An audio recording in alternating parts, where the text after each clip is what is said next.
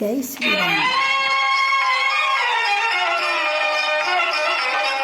భగవద్భక్తులందరికీ ఝాన్సీ ఆధ్యాత్మిక ముచ్చట్లకి స్వాగతం, సుస్వాగతం. ఈరోజు ఈ ధారావాహికలో మహాభారత కథలలో ఒక మంచి కథ చెప్పుకుంటున్నాము. కలిదోష నివారణం ఏ విధంగా అవుతుందో ఈ కథ శ్రద్ధగా వింటే తెలుస్తుంది. అందరూ కూడా కలియుగంలో ఉన్నాం కదా. ఇంకా కథలోకి వెడదాం. ఏ విధంగా కూడా నలదమయంతులు సుఖంగా ఉండకూడదు, వారు అష్టకష్టాలు పడాలి అని గట్టిగా నిర్ణయించుకున్నాడు కలిపురుషుడు. ఎంచుకుని బ్రాహ్మణ విషయంలో నలమహారాజు యొక్క దాయాది అయినటువంటి పుష్కరుని దగ్గరికి వెళ్ళి చాలా తీయగా మాట్లాడుతూ, నీవు కూడా రాజ్యాన్ని అనుభవించి రాజ్యభోగాలతోటి సుఖంగా ఉండాలనుకుంటున్నావు కదా, నలమహారాజుతో పాచికలాడు, ఈసారి ఈ వైపే ఉండి నీకు సహాయం చేస్తాను అన్నాడు. ప్రోత్సహించి నలమహారాజుతో జోదం ఆడేందుకు పంపించాడు. ఆ సమయంలో నలమహారాజుని భార్య దమయంతి, మంత్రులు అందరూ కూడా ఈ పాచికలు ఆడవద్దు, పాచికలు ఆడిన వారు ఎవరు కూడా సుఖంగా లేరు, కష్టాలు కొని తెచ్చుకుంటారు, వద్దు అన్నా కూడా నలమహారాజు ఎవరైనా నన్ను పాచికలు ఆడు అని పిలిస్తే వెళ్లకుండా ఉంటానా అంటూ మొండిగా పాచికలు ఆడటానికి వెళ్ళటము, కలి పురుషుని యొక్క ప్రభావం వలన దాయాది చేతిలో రాజ్యాన్ని కోల్పోయి తన బిడ్డల్ని మామగారింటికి పంపించి తన భార్య అయిన దమయంతితోటి అడవుల్లోకి వెళ్ళిపోయాడు. అది కిందటి సంచికలో జరిగిన విషయం. అయితే రాజ్యాన్ని పోగొట్టుకున్నాడు కదా, అప్పుడైనా కలి తృప్తిగా ఉన్నాడా అంటే లేడు. ఇంకా బాధ పెట్టాలనే వాళ్ళు కూడా పడి తిరుగుతున్నాడండి. ఎంత కర్మ కదా.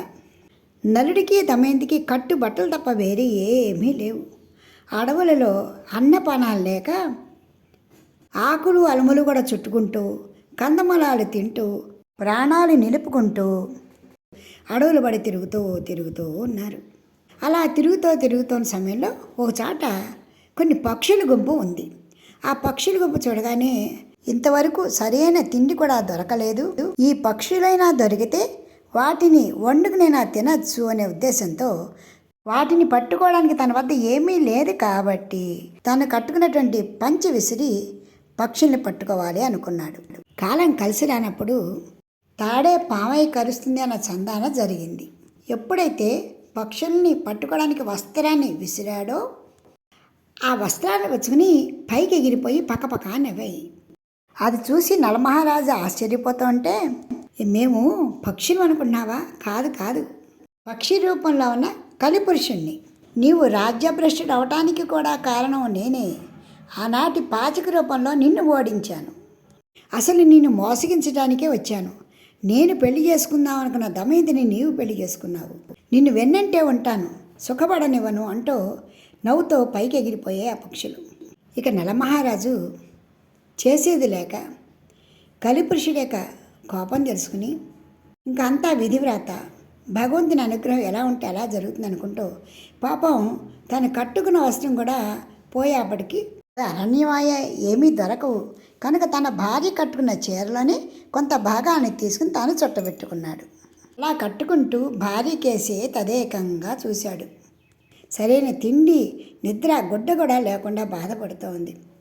అప్పుడు దమయంతి, ఎందుకు నీవు సుకుమార్వి ఈ అడవులలో ఎంత కష్టపడుతున్నావో తెలుసా?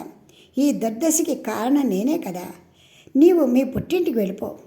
కాలం కలిసి వచ్చిన తర్వాత దైవానుగ్రహం పొందిన తర్వాత నిన్ను మళ్ళీ తెచ్చుకుంటాను, నా మాట విను అంటూ ఎంతగానో బుజ్జగించి చెప్పాడు. అందుకు దమయంతి ఏముందో తెలుసా? దమయంతే కాదు, ఏ భర్తతోటి ఏ భార్య అయినా అలాగే అంటుంది. మీతోటిదే జీవితం అని చెప్తుంది. అలాంటిది పుణ్యవతి మహాపతివ్రత అయిన దమయంతి వెళ్ళిపోతానంటుందా? అన్నది కదా. స్వామి, మిమ్మల్ని వదిలిపెట్టి నేను ఎక్కడికి వెళ్ళను. మీ సుఖాలలో నేనే, మీ కష్టాలలో నేనే, మీకు తోడు నీడ అయి ఉంటాను. ఇంకెప్పుడు కూడా అలా అనవద్దు అంటూ గట్టిగా చెప్పింది నలమహారాజుకి. పోనీ మీరు అంగీకరిస్తే విదర్భకు వెళ్ళి మా తండ్రి వద్ద ఉందాము. మన పిల్లలు కూడా అక్కడే ఉన్నారు కదా, ఇది మన స్థితి బాగుపడ్డ తర్వాత మన రాజ్యానికి వెళదాము అంటే చెప్పింది. అందుకు నలమహారాజు, దమయంతి, తండ్రి గారు మనని బాగా చూస్తారు, అందులో సందేహమే లేదు. పిల్లలతో పాటు మనం కూడా ఉండదు, అందులోనే సందేహం లేదు. కానీ రాజ్యభ్రష్టుడనై ఈ పరిస్థితులలో మీ ఇంటికి వెళ్ళటం అనేది చాలా తప్పు. అది నా వల్ల కాదు, కాబట్టి ఆ ఉద్దేశం మానుకో అంటూ చెప్పడం జరిగింది. సరే, భర్త ఏమంటే అదే అని భర్త వెనకాలే తాను కూడా ఆ అడవిలో సంచరిస్తూ ఉన్నది. ఒక పక్క ఆకలి దప్పులు, కంటి నిండా నిద్రపోవడానికి సరైన స్థలం కూడా లేదు. కాళ్ళన్నీ ముళ్ళు రాళ్ళు గుచ్చుకుని రక్తసిక్తమైపోతున్నాయి. అలా నడుస్తూ ఉండగా ఒక చాట ఒక కీకారణ్యంలో దమయంతి సొమ్మసిలిపై పడిపోయింది. ఆమె అవస్థకి నలుడు చాలా బాధపడ్డాడు. కుమారి సౌందర్యవతి మహాపతివ్రత అయినటువంటి ఈమె నా వల్ల ఇన్ని కష్టాలు పడుతూ ఉన్నది. నేను గనక వెళ్ళిపోతే ఈమె కొంతకాలం నా గురించి బాధపడ్డా తిరిగి పుట్టింటికి వెళ్ళిన సుఖంగా ఉంటుంది. ఈమె మెలకుగా ఉండగా నన్ను వెళ్ళనివ్వదు అని మనసులోనే అనుకుని ఆమె మంచి నిద్రలో ఉండగా పంచభూతాలతోటి దేవతలతోటి దమయంతి యొక్క బాధ్యత మీదే, నా దమయంతిని మీరు చక్కగా చూసుకోండి, రక్షించండి అంటూ ఓ అడవి జనులారా, ఓ చెట్లులారా, ఓ పక్షులారా, ఓ మహాజంతువులారా, మహాదేవతలారా, పంచభూతాలారా, నా దమయంతిని మీకు అప్పగించి పెడుతున్నాను, అన్ని విధాలా కాపాడండి అంటూ పదే మొక్కుకుని ఆ సహంచీరను చుట్టబెట్టుకున్న నలుడు ఆమెను అక్కడే వదిలేసేసి నింపాదిగా అడవిలోకి వెళ్ళిపోయాడు. దమయంతి లేచి చూసింది, ఎక్కడా కనబడలేదు. అడవంతా కూడా మహారాజా అని అరుస్తూ ఏడుస్తూ రోదిస్తూ తిరుగుతూనే ఉంది.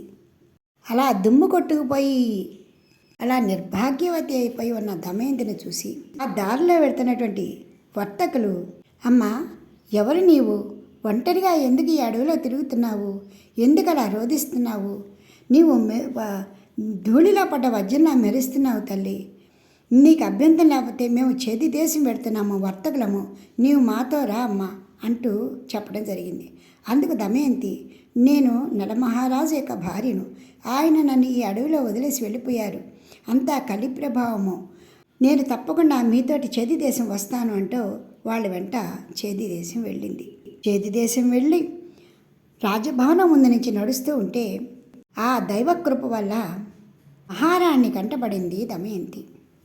రోడ్డు మీద దుమ్ము దోసరితో కప్పబడిపోయిన వజ్రంలా మెరుస్తున్న ఈమె ఎవరు అని లోపలికి పిలిపించి, అమ్మా నీవు ఎవరు అని అడిగింది. తన గురించిన వివరాలు ఏమీ చెప్పకుండా నా భర్త నన్ను అడవిలో వదిలి వెళ్ళిపోయారు అంటూ బాధపడుతూ ఆయన కోసం వెతుకుతూ ఇలా వచ్చాను అని చెప్పింది. అయితే అమ్మా ఒంటరిగా ఎక్కడికి పెడతావు, నా దగ్గరే పని చెయ్యి శైరేంద్రిగా అంటూ ఆ మహారాణి ఎంతో దయ చూపించింది. అందుకు దమయంతి, చాలా సంతోషము, నాకు ఈ అవకాశం ఇచ్చినందుకు నేను తప్పకుండా మీ దగ్గర పని చేస్తాను. అయితే పరపురుషుల వద్దకి నన్ను పనికి పంపించవద్దు, ఎవరి ఎంగిలి నేను తినను అంటూ ఆమె చెప్పడం చూసి మహారాణి చాలా ముచ్చటపడింది. తన నట్టడవిలో వదిలేసినా కూడా ఆమె తన భర్తపై ఉన్న నమ్మకాన్ని, ఆ పాతివ్రత్య ధర్మాన్ని ఎంత బాగా నడుపుతోందా అని చాలా ఆనందపడింది. ఇలా కొంతకాలం గడిచిపోయింది. దమయంతి తండ్రి నలమహారాజు విషయంలో జరిగిందంతా తెలుసుకుని, అయ్యో కూతురు అల్లుడు రాజ్యభ్రష్టులై ఎక్కడ తిరుగుతున్నారో అని అడవులన్నీ దేశాలన్నీ వెతకమని అనేక మంది బ్రాహ్మణులను దేశాలు పంపించారు. ఎక్కడా వారి జాడే దొరకలేదు. అయితే చేతి దేశానికి వచ్చినటువంటి బ్రాహ్మణుడు అక్కడ శైరేంద్రిగా ఉన్న దమయంతిని చూసి ఆమె నుదుటిన ఉన్నటువంటి పుట్టుమచ్చను చూసి ఈమె తప్పకుండా దమయంతి అని గుర్తుపట్టి ఆ మహారాణిని కలుసుకుని, అమ్మ మీ దగ్గర శైరేంద్రిగా పనిచేస్తున్న ఆమె ఎవరు మీకు తెలుసా అని అడిగాడు. అందుకు మహారాణి, నాకు తెలియదు, ఆమె తన గురించిన వివరాలు ఏమీ చెప్పలేదు, కానీ నట్టడవిలో తన భర్త తనను వదిలి వెళ్ళారని, తన చీర చింపుకుని కట్టుకు వెళ్ళారని మాత్రమే చెప్పింది. ఎంత అడిగినా ఆమె తన గురించి చెప్పలేదు, మహాపతివ్రత అంటూ ఆమె చెబుతుంటే ఆ బ్రాహ్మణుడు, అమ్మ ఆమె ఎవరో కాదు, ఆమె మీ సోదరి పుత్రిక దమయంతి, నలమహారాజు యొక్క భార్య. కలి ప్రభావం వలన పాచికలాడి నలమహారాజు రాజ్యాన్ని పోగొట్టుకున్న దుర్దశలో ఆమె ఈ విధంగా మీ ఇంట్లో పనిచేస్తూ ఉన్నదని చెప్పుకోగానే మహారాణి చాలా ఆనందపడి దమయంతిని దగ్గర తీసుకుని, అమ్మా నీవు నా చెల్లెలు బిడ్డవి అంటూ చాలా ఆప్యాయంగా కౌలించుకుంది. ఆ తర్వాత ఆ బ్రాహ్మణుడు దమయంతిని మా రాజ్యానికి తీసుకువెళ్ళిపోతాను తల్లిదండ్రుల దగ్గరికి అని చెప్పగానే ఆ మహారాణి ఎంతో గొప్పగా చీరాసారే పెట్టి దమయంతిని పుట్టింటికి పంపించింది. దమయంతి తన పిల్లలతోటి పుట్టింట్లో కొంతకాలం గడిపింది. అనేక మంది అడవులలో తిరుగుతూ రాజ్యాలలో తిరుగుతూ నలమహారాజు కోసం తిరుగుతూనే ఉన్నారు. అంటే నలమహారాజు దొరికాడా దొరకలేదా ఇవన్నీ కూడా వివరాలు, ఏ విధంగా నలమహారాజును గుర్తుపట్టారు, దమయంతి నలమహారాజులు ఏ విధంగా కలుసుకున్నారో వచ్చే సంచికలో తెలుసుకుందాం. ఇప్పుడు స్వస్తి. జై శ్రీరామ్. మీకు ఈ వీడియో నచ్చితే లైక్ చేయండి, షేర్ చేయండి, సబ్స్క్రైబ్ చేయండి.